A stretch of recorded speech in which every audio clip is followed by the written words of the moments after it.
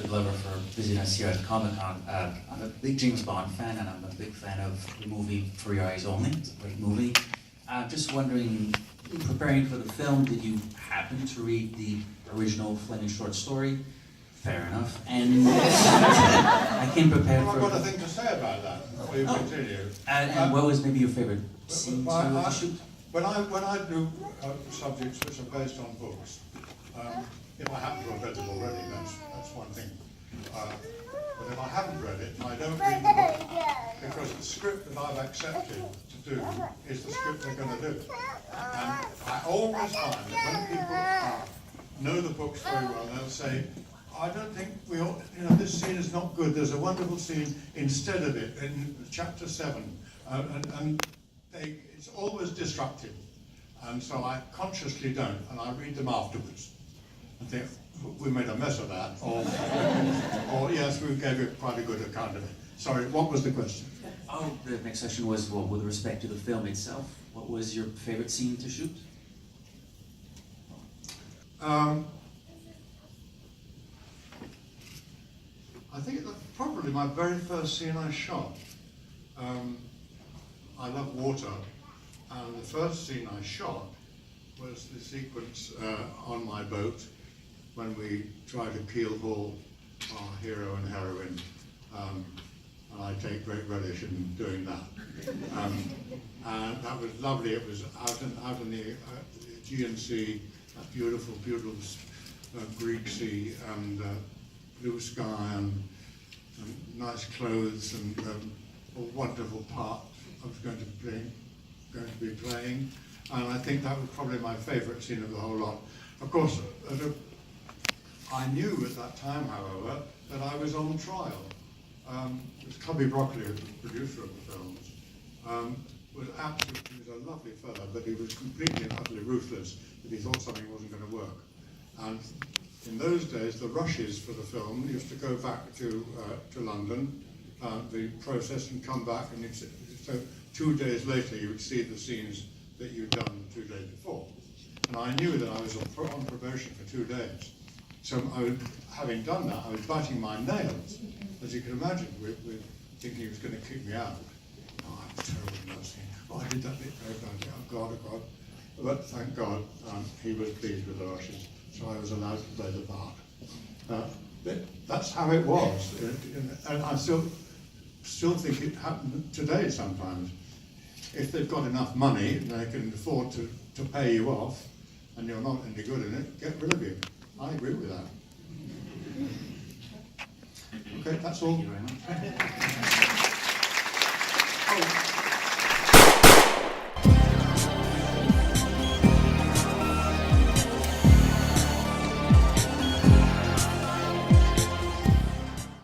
So welcome to the James Bond Complex. I'm Matt. I'm Edgar.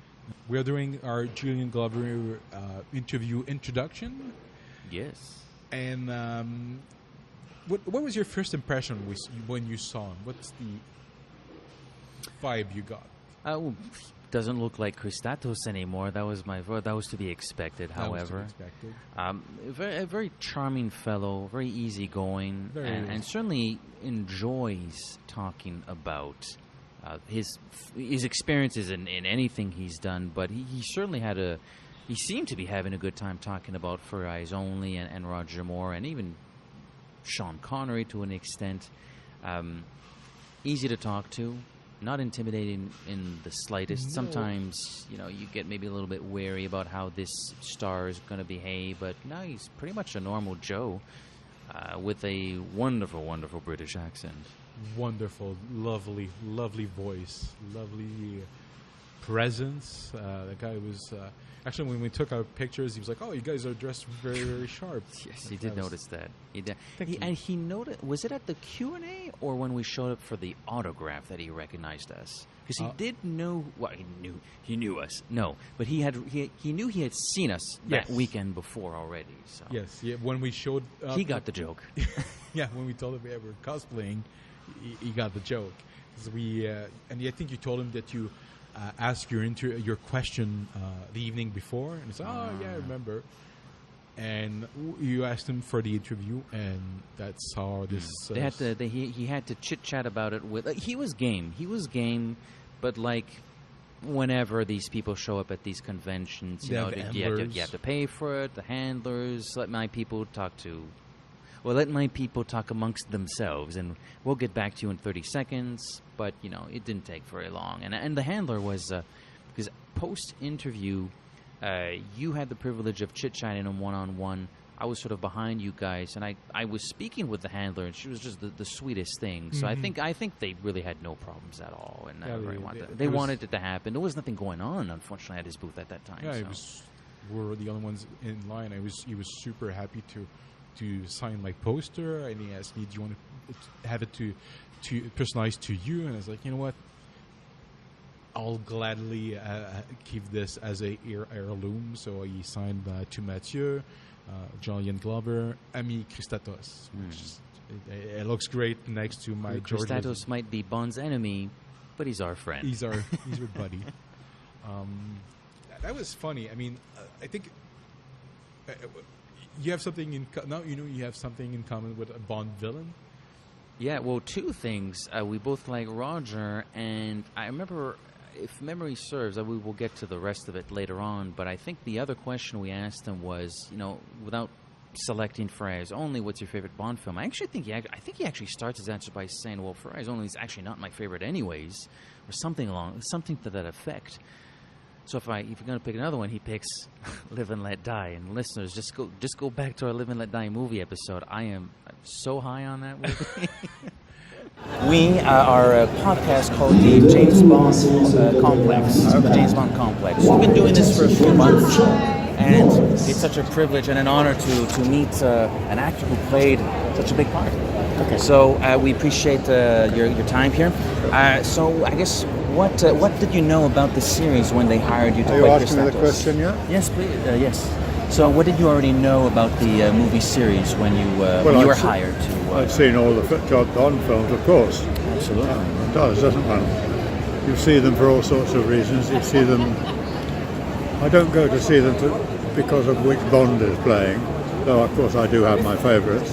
I go to see them because they're such fantastic entertainment. And you can see the money up there, on the screen. It's fantastic. And I have enjoyed.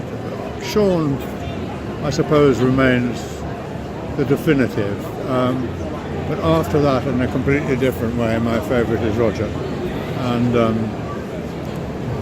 that could well be because I've worked with him several times, not just on the Bond film. And I've always found him such a great chap, and we get on terribly well. Mind you, I think he got on well with everybody. He was such a wonderful guy. Great theatre enthusiast, and I'm mainly a theatre actor. Yeah, that's one thing I have to bring up is that, like, For Your Eyes Only more or less rebooted the James Bond franchise. A soft reboot within the Roger era. Within the Roger era, which is, I mean, you compare that to Moonraker, not only, like, the gadgets are barely present. Or his one gadget, the car blows up at the start of the movie. Exactly. He doesn't sleep around as much. I think he only has no, in fact, not only does he not sleep around as much, there's someone that makes advances on him and he refuses for perfectly valid reasons. You put your clothes on and I'll buy you an ice cream. There's a lot more Fleming. I mean, they mixed and matched with a couple. They have elements some of Live and Let Die in there. Live and Let Die, Risico. Yep. And For Your Eyes Only, obviously. Yes, why not? With the character of Milena, which we found out is not Judy as in the book. So that was interesting. And his character of Kristatos also redefines the idea of a villain, because you went from Hugo Drax, who wants to blow up the world, to this little scrawny guy that just wants to make money, basically. It's funny because I feel like the villain that often gets pointed at for being not special insofar as megalomaniacal plans is Sanchez, but Kristatos is kind of like Sanchez Prime. He's not a drug cartel lord, but like he's not trying to take over the world. He's just trying to get what he thinks is his, and through any means necessary. There's no world domination going on. So Sanchez and Kristatos are, in some respects, very similar. Very similar. There's a moment late in the movie where Kristatos, his hideout has been invaded by Bond and his allies. Bond's fighting one of the Russians for the Lecter, and they're trashing the place. And Kristatos is just picks up the attack. He picks it up, puts it back in his bag, and he's not really like he's looking at the fight, but more like a perverse win. Just like, is he winning? I don't know. Wait, is he winning? He's still fighting, and he's just like a cat. He's just he doesn't get involved. He doesn't want to get involved. He wants to keep his ends clean and make his money and enjoy the good life. Absolutely. No, he's very good in the film as well. He's very something a little bit pompous about him as well. He's I can't wait to review that movie. I've seen it a number of times. I know it rather well, but it's been a little bit since I watched it. So, and I didn't rewatch it this week. After that, I'm trying to maybe save them as we go along. But I did really have an itch. I had a For Your Eyes Only itch. I didn't scratch it. I didn't succumb, but I did have that itch. Like, oh man, we got our picture. Matthew got the autograph. We have an interview. Like, I kind of want to rewatch that movie now, but I didn't. So. I did before we met him. I rewatched the movie. That's why it's fresh in my memory.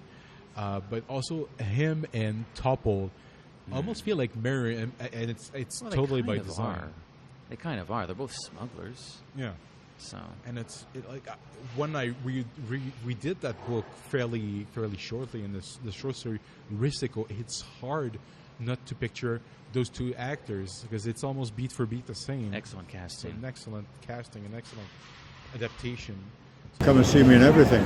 He called me Mr. National Theatre, and bless his heart. But I think he's so different from Sean, but has the same idea, the same attitude to comedy as Sean had.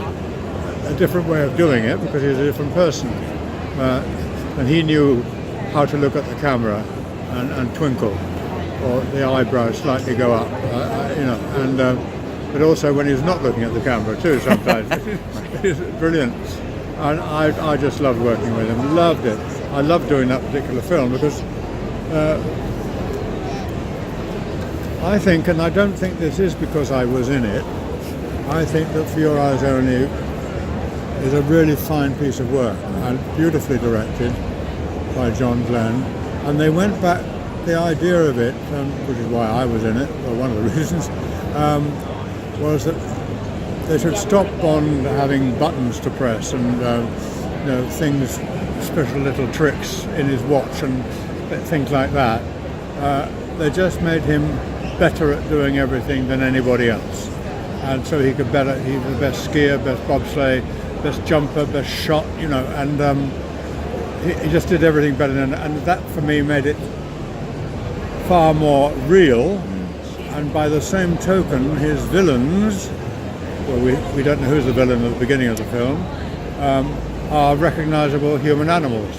They're not people with hooks on the end of their hand and with hats that kill people and cats in their arms all the time. They are great scars down their faces. They are recognisable human beings, and so Topol and I were people. And I turned out to be what's called a villain. I don't call him a villain. I just think he did something wrong in order to further the career of this young woman. That was my motivation. But he did wrong. But a villain is a big word, but I suppose I am classified as one of the James Bond villains. Alas. Because there has to be one. Yes, that's not one. Well, I loved doing that film. It was done in Corfu and in Greece, and a little bit of studio work, but very little. And it was a great adventure for me doing that. And working with Roger again, I'd done 2 episodes of The Saint with him. Really? Yeah, and we knew each other by that time, so it was welcome with open arms he gave me when I arrived on the set, and he was Well, it was great, and that went on after the film. Whenever we saw each other, we were very pleased to see each other. As I say, he came to see me in all my theatre work. It's amazing. He's a great, great loss, you know. He died too young. Well, anyway, there you go. I guess then, final question: what is your favorite James Bond movie? But you can't reply For Eyes Only. If you had to choose another one, I wouldn't choose For Your Eyes Only. It's a tough question. It is a tough question. Live and Let Die. Really interesting. I thought that was a very interesting film. It's a very interesting film. I'm not sure it was the best one. You hate it. I actually a big supporter of Live and Let Die. You are? Yeah, so absolutely. I hit the right button. You did. With me, you did. That's why I'm asking the questions. You hit the right button with me. Well, so I did well then. Good, great. Thank you so much for being on the show, and enjoy your time in Montreal. Thank you. I am already. Cheerio. My pleasure. This is your favourite. My favourite, I have a voice. I actually really love Timothy Dalton. You like him? I like him. Oh my god, I love the grit voice. What the fuck? I love this. Probably, yeah. Although we can't hear you as well as me, it would have been interesting. You can hear the start there. You reveal. I didn't know. His shock. That you prefer Timothy Dalton. Actually, no, I think he was pretty cool with your answer. I don't think he minded. Most people, when I explain, they're fine with it, and I'm not anti any other. It's just I prefer, and it's also the first one. Well, what was the conclusion of our panel? The best Bond is your favorite Bond. Yeah, so it's like. So that was our interview with Julien. I mean, we had. It wasn't long, but it was fun. Yeah. So not every day you got to talk to a Bond villain. It's not. Let me put it this way: it's not every day you get to come face to face with a Bond villain and live to tell the tale. So, would you want to tell the people quickly where to follow us? Absolutely, we're a little bit everywhere on the internet. www.thejamesbondcomplex.com. Search for us on Facebook at The James Bond Complex. Search for us on Twitter at The Bond Complex. We have an Instagram account in case you like pretty pictures. Search for us at The James Bond Complex. We are hosted at anchor.com. Thank you very much. You may subscribe and listen to us via Google Play and, of course, iTunes. Subscribe, rate, give us a glowing golden 005-star rating. It helps us in the algorithms of the search engines on iTunes, something like that. I'm on Twitter at @00pop, the word _OH_pop. I'm at Matt Claire. And just as James Bond is one to return, so too with the James Bond Complex with more Comic Con chatter. It's going to be a recreation of our panel from Fleming to film. Excellent, j'ai tellement hâte. Moi aussi. À la prochaine. À la prochaine.